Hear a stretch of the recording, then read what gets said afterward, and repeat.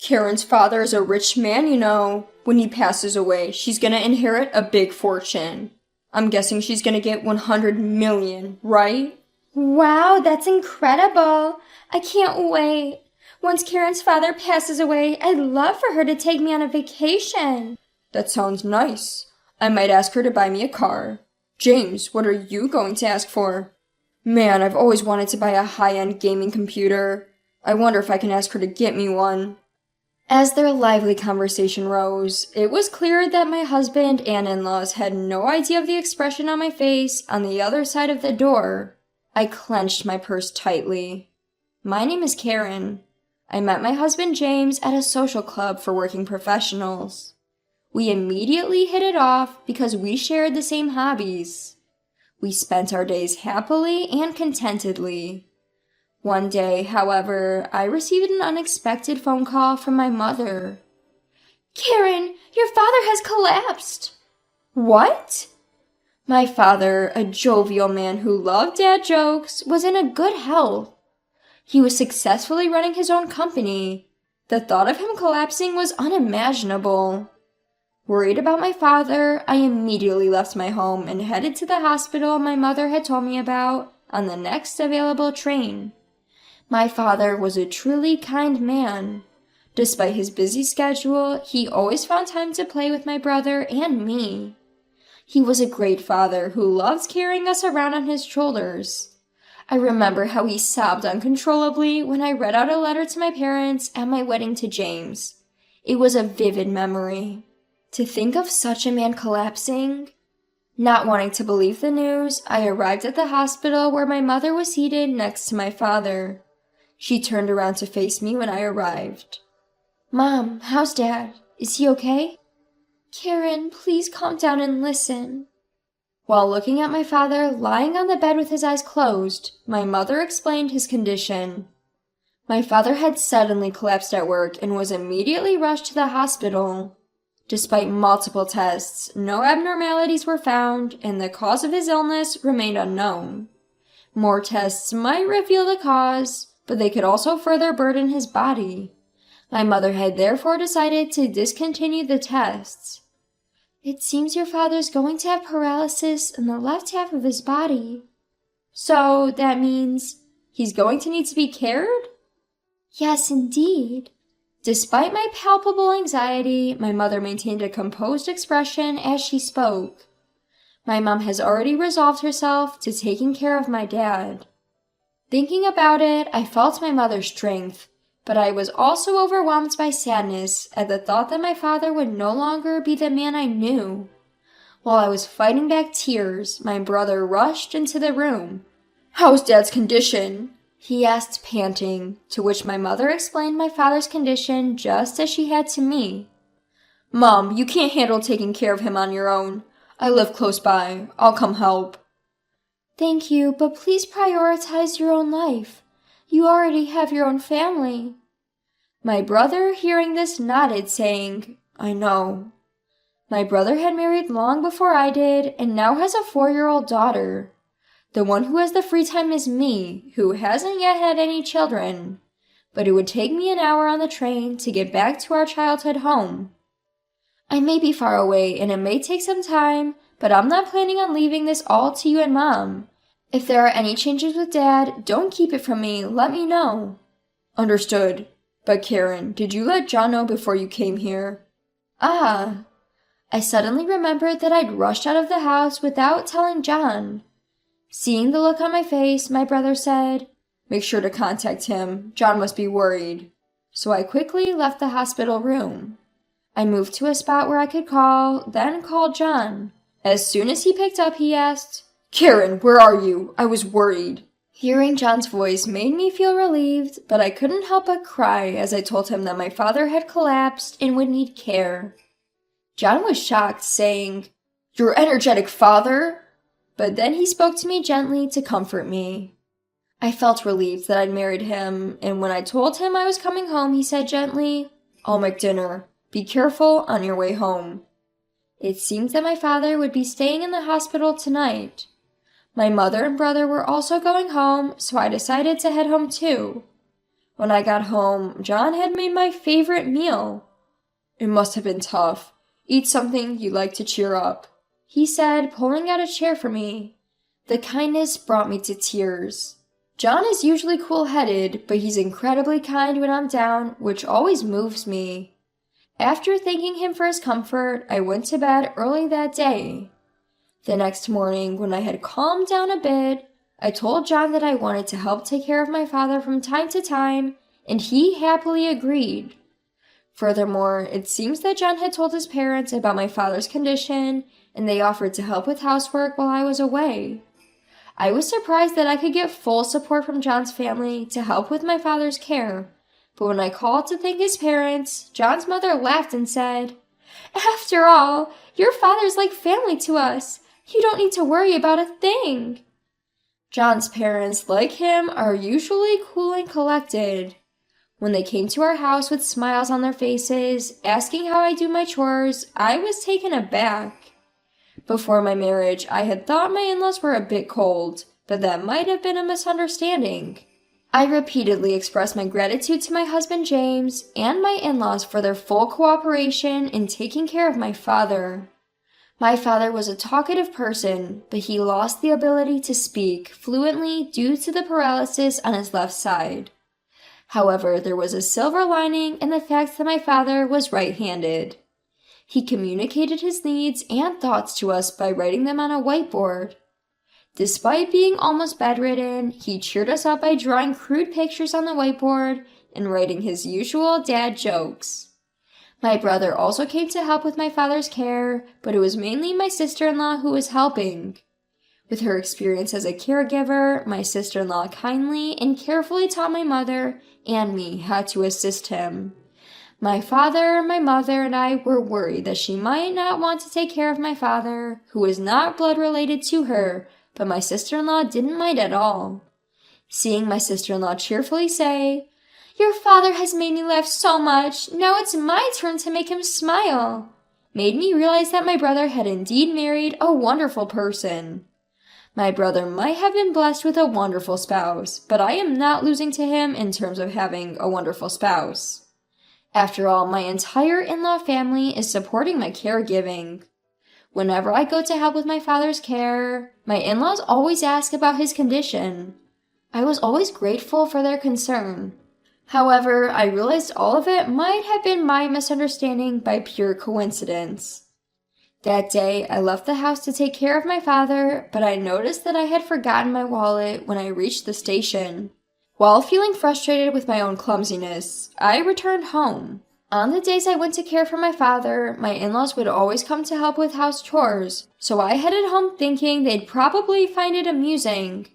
I opened the front door, took out my wallet from my room, and returned to the front door.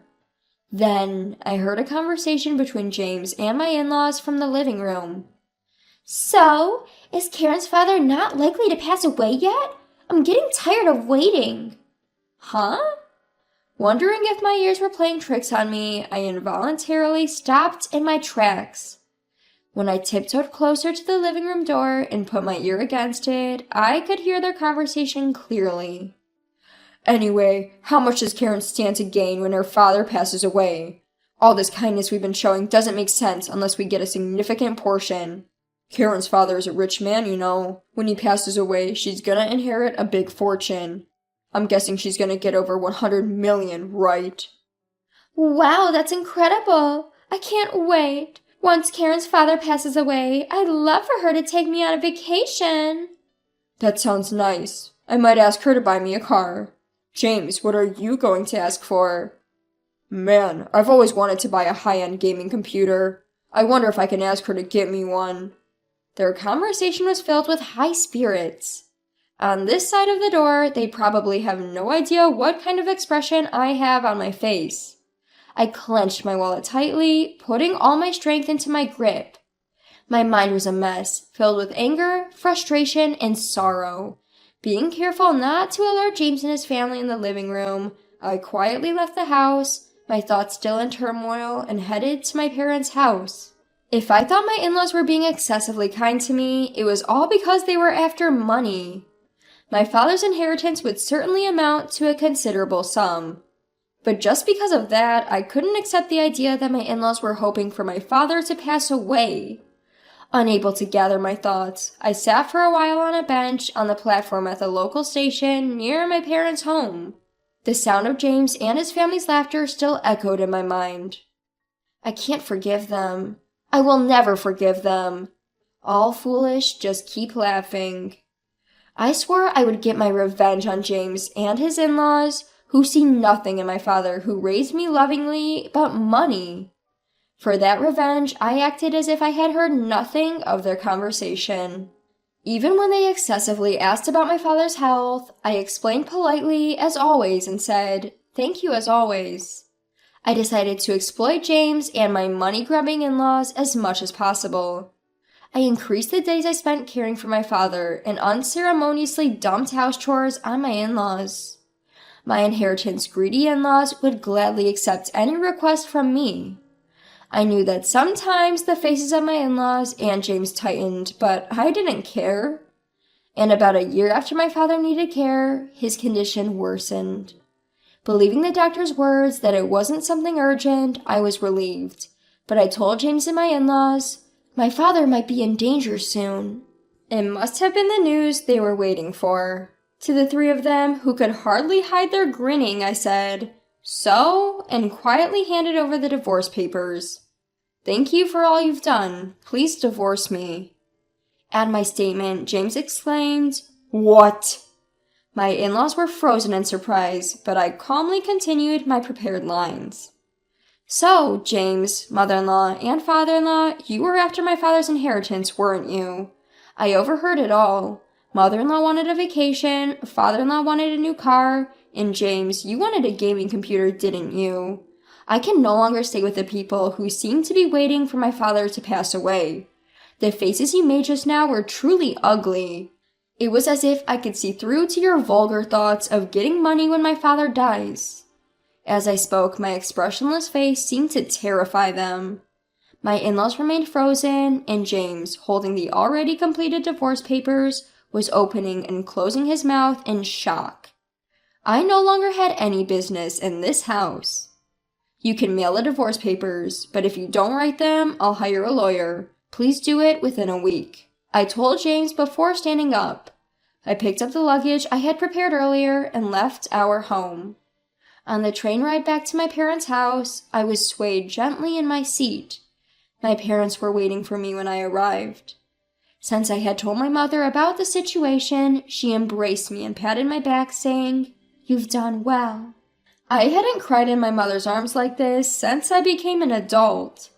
The next day, James and my in-laws visited my parents' home.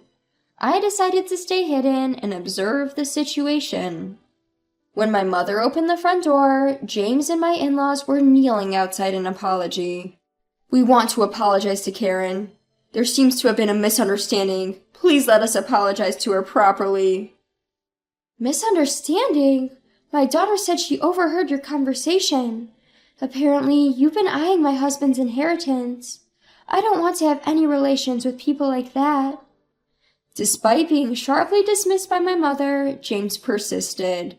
He kept repeating his plea to see me. "I can't let you see her because she doesn't want to. What she wants isn't your apologies, but for you to fill out the divorce papers. Have you done it? Hand them over quickly." "Please give me another chance." As James cried out, the sound of a cane tapping could be heard from deep within the house. Turning to look, there stood my father, leaning on his cane with the assistance of my sister-in-law. "Father-in-law!" James's mouth dropped open upon seeing my father, whom he had only heard about. My father held up a whiteboard in his free hand for James to see. Written on it was a powerful message from him. "I won't hand my daughter over to someone who can't make her happy. Divorce her immediately, as she wishes." The message, written in a strong handwriting, seems to resonate more with James and my in-laws than anyone else's words. They finally seemed to realize that there was no point in arguing further. Slowly, James stood up, followed by my in-laws. "I filled out the divorce papers. Here they are."